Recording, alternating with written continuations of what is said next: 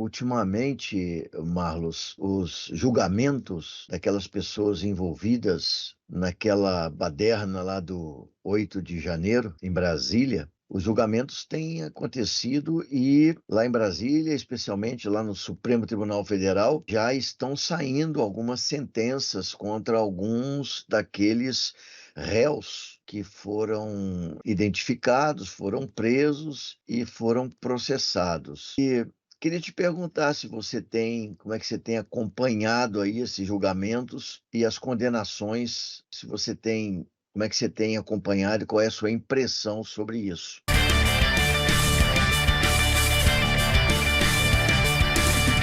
Meu amigo, eu realmente tenho acompanhado de perto, né, essas condenações. Eu acho que não apenas eu, né, mas qualquer pessoa preocupada com o futuro da democracia. Afinal de contas, o que aconteceu no 8 de janeiro é algo abominável. Foi um atentado contra a democracia. O aspecto que eu queria discutir e que mais me deixa incomodado nessa questão dos julgamentos é a seguinte questão.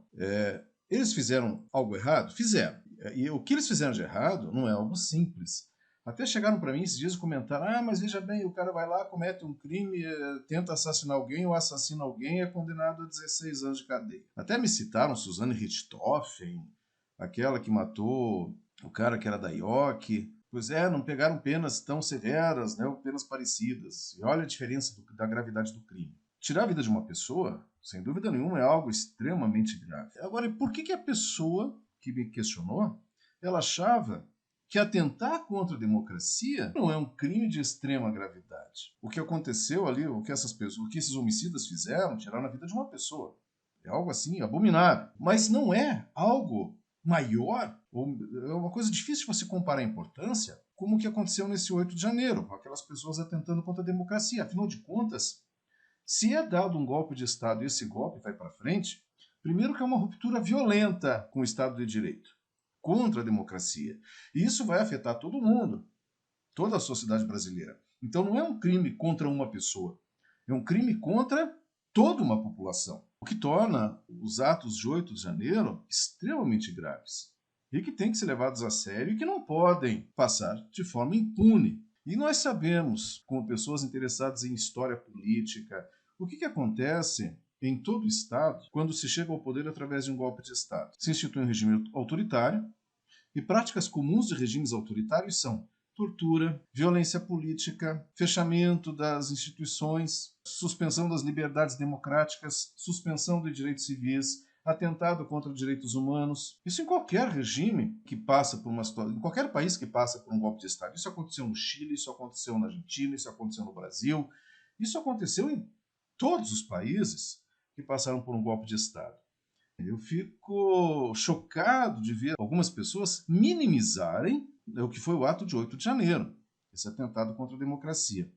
Então eu vejo que aquelas pessoas que foram lá, invadiram o Congresso, destruíram patrimônio público, pediram golpe de Estado, pediram intervenção militar, o que elas fizeram foi extremamente grave e merece ser punido com os rigores da lei. Agora, Claro. me chamou muita atenção a condenação a 17 anos de prisão de um dos condenados que se chama Aécio Pereira, que é um Hum, funcionário, né, da Sabesp lá de São Paulo, um técnico da Sabesp lá de São Paulo.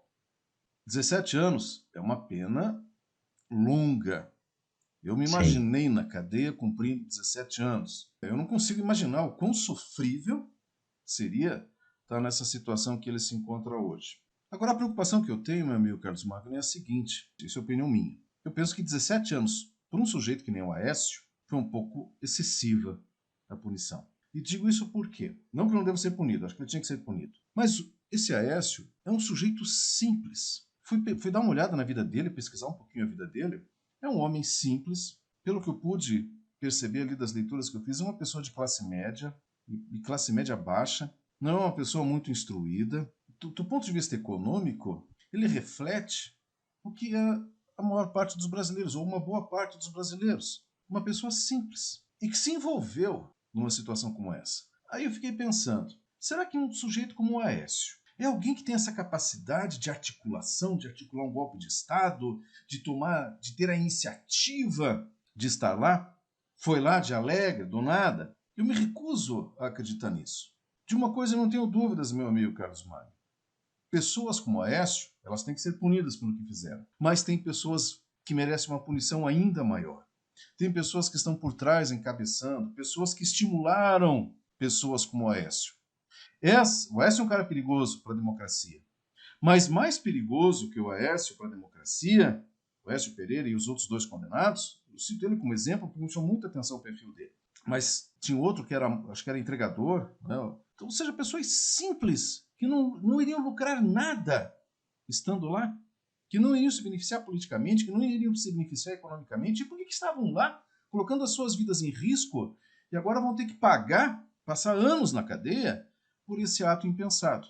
Na verdade, essas pessoas elas foram manipuladas, elas foram induzidas a ter esse comportamento golpista, a ter esse comportamento antidemocrático, foram induzidas por pastores, muitos deles que ocupam cargos políticos como deputados, como parlamentares, né? Foram induzidas por pessoas que têm um grande poder aquisitivo, porque eu acredito que nem dinheiro muitos deles tinham para ter se dirigido até Brasília, para Sim. ficarem lá manifestando, demonstrando as suas intenções golpistas. E mais ainda, o nosso ex-presidente Bolsonaro, que sempre adotou aquela postura, não, eu não mandei ninguém ir para a rua. Não, eu não falei para eles estarem lá pedindo golpe de Estado. Ele pode não ter chegado e falado dessa maneira. Eu estou convocando os cidadãos de bem, né, que são conservadores, etc., que vão até as ruas, que invadam o Congresso, que façam, né, uma baderna lá dentro, que destruam o patrimônio público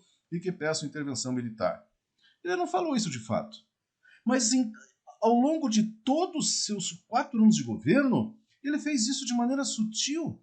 Às vezes nem tão sutil, né, Marlos? Olha, deixa eu dizer o seguinte: eu entendo a sua colocação, não é necessariamente o meu posicionamento em relação ao que está acontecendo, porque concordo, quando você diz, por exemplo, que estes primeiros condenados tiveram penas aí relativamente altas. Eu acho que essa dosimetria, não é, que está sendo usada pelo Supremo Tribunal, eu tenho impressão e quero crer que isso é baseado em elementos concretos, em regras, etc. Não tenho sequer condições de discutir se esse número de 17 anos é um número alto ou um número insuficiente de anos para ele ser preso.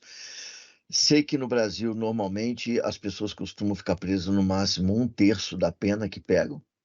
Por conta de bom comportamento, elas acabam saindo mais cedo. Então, nesse caso aí, esse camarada vai ficar detido talvez durante 5 anos e meio ou coisa parecida com isso. Entendo que, na verdade, essa pessoa não foi um conceptor de todo aquele movimento que aconteceu em Brasília e em vários outros lugares do Brasil. Também entendo que talvez aquela pessoa sequer entenda muito bem por que estava ali. Eu tenho a impressão que, inclusive agora, depois da condenação, deve estar muitíssimo arrependido, porque deve estar se sentindo, inclusive, abandonado por aqueles que o incentivaram a estar lá, não é? Mas a gente precisa entender que, como você disse, né? Um assassinato, um homicídio, tudo isso são crimes terríveis, que absolutamente não se trata de minimizar o drama de um crime dessa natureza, mas o crime no qual esse rapaz ou esse senhor aí se envolveu é um crime gravíssimo, né? Nós já vivemos no Brasil vários períodos autoritários. O Brasil tem uma marca forte de autoritarismo. É um país relativamente jovem, um país que está tentando construir uma democracia, num continente, inclusive, em que as democracias costumam ter vida muito curta. Estamos, inclusive, presenciando novamente várias tentativas de golpe aqui na América Latina. Eu acho que o crime dele foi gravíssimo. Se ele se envolveu, ele vai ter que ser punido. E eu penso que a punição tem que ser exemplar. Mas é evidente que por outro lado, concordo com você quando você diz que, na verdade, essas punições têm que alcançar os atores que tiveram por trás como conceptores da ideia do golpe de Estado. do projeto de golpe de Estado e que até agora, peixe grande mesmo, a gente não viu ser Não pego. viu? Eu vejo assim, Carlos Magno. Quando eu falo que eu acho que a pena é elevada para eles, não é pensando no que eles fizeram. Que, como você mesmo falou, né, como nós já comentamos aqui, é abominável você atentar contra a democracia. E nós sabemos as consequências disso para todo mundo. Mas é que aquele povo que foi lá, a maioria daquelas pessoas que estavam lá, não passavam de uns bobões, né? Não passavam de uns de gente boba que foi lá se comportar de maneira boba, que foi lá dar cara a tapa por quem não está nem aí por eles. Eu quero ver serem Sim, sim. punidas. Né, e no limite, inclusive, para apoiar algo que seria contrário aos interesses Que deles seria também. contrário aos interesses Né? deles. Queria contra, né? Nós já conversamos muito sobre isso aqui no Isso. canal. Então eu quero ver presos aqueles pastores que estimularam aquelas pessoas a irem para as ruas, muitos deles ocupando cargos políticos. Eu quero ver Bolsonaro respondendo por isso, porque ele estimulou sim essas pessoas, Claro. mesmo quando ele se dizia, não, eu não mandei ninguém para a rua, não, eu não. Mas o próprio silêncio dele, ele como presidente, como cidadão brasileiro, depois como ex-presidente, ele deveria ter falado, pessoal, saiam, eu perdi as eleições. Nós perdemos as eleições. É Sim. uma pena, mas isso faz parte do jogo democrático.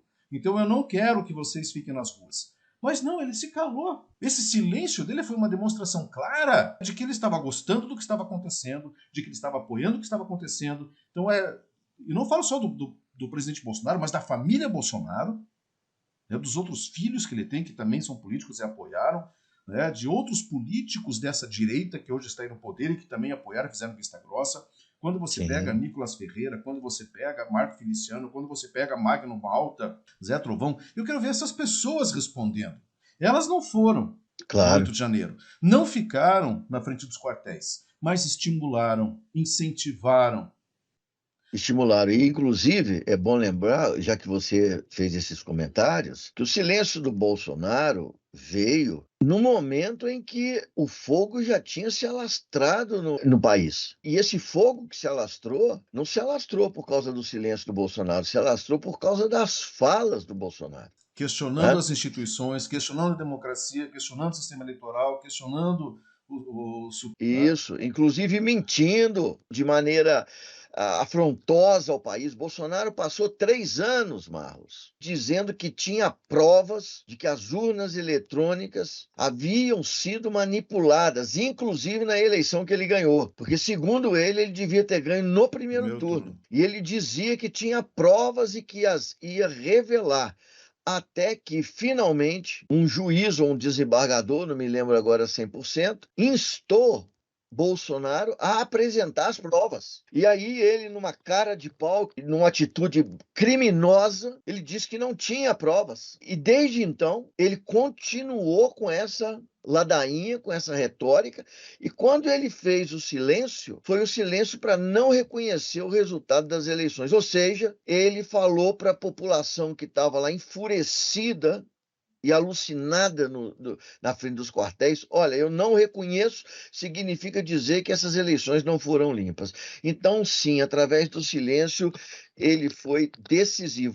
É bom lembrar ainda daquele famoso 7 de setembro que o Bolsonaro participou, lá em São Paulo, em que ele disse no palanque dele que ele não mais obedeceria às ordens vindas do ministro Alexandre de Moraes do Supremo Tribunal Federal. E depois, com o rabo entre as pernas, obedeceu a cada uma daquelas ordens e foi inclusive pedir mediação no seu diálogo com o Alexandre de Moraes ao ex-presidente Michel Temer. Todos esses elementos foram sendo introduzidos nessa grande fogueira que gerou o 8 do 1.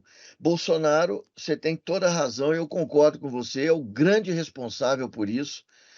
E eu espero que essa CPMI que está sendo conduzida hoje lá no Congresso Nacional, eu espero que ela consiga chegar a bom termo, provar por A mais B, depois de tantos depoimentos e outros mais que virão, que o Bolsonaro é o principal responsável pelo que aconteceu no dia 8 de janeiro. Sem dúvida, meu amigo. E termino essa nossa conversa com a seguinte colocação. Eu, quando o Bolsonaro perdeu as eleições, ele perdeu para o Lula, mas poderia ter perdido para qualquer outro. Eu senti um alívio enorme, porque eu vi a democracia sendo preservada. Eu vi 4 anos a democracia sob ameaça. E Sim. Bolsonaro ter perdido as eleições foi um alívio. Eu só vou, acho que, ter essa sensação de alívio novamente quando eu ver essas pessoas que arquitetaram o golpe de Estado, porque se não fossem elas, aqueles bobões não estariam na frente dos quartéis e não estariam invadindo e depredando o patrimônio público.